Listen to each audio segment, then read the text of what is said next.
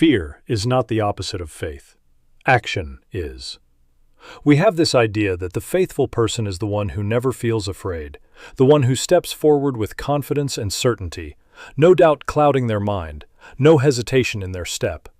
But that's not what the Scripture shows us. That's not who the heroes of faith actually were. Gideon was hiding in a winepress when God called him a mighty warrior. Moses argued with God at the burning bush.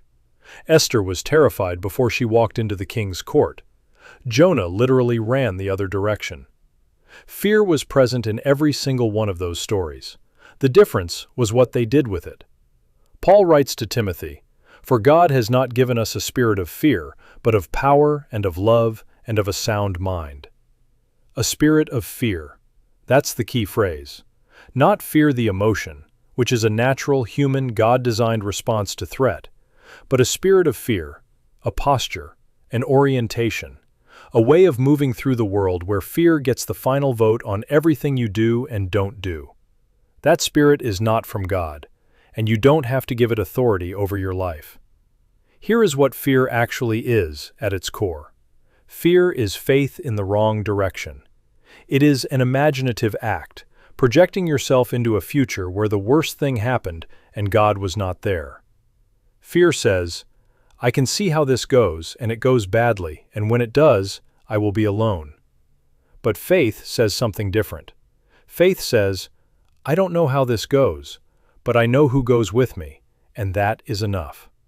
You will never eliminate fear by thinking harder about it. You cannot analyze your way to courage.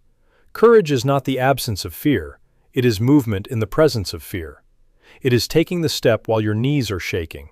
It is making the call while your voice wavers. It is staying in the room when everything in you wants to run. The disciples were in a boat in the middle of a storm, and Jesus was asleep. And they woke him in a panic. "Don't you care that we're dying?" And he stood up and spoke to the wind and the waves. And then he looked at them and said, "Why are you so afraid? Do you still have no faith?" He wasn't criticizing their emotion. He was pointing to something deeper. They had forgotten what they knew. They had forgotten who was in the boat with them. That's what fear does. It makes you forget who is in the boat. Whoever is in the boat with you right now, whatever you are facing, the one who calmed the storm is in there too, and he has not fallen asleep on your situation. Take the step you've been putting off. Make the move you've been afraid to make. Say the thing you've been holding back.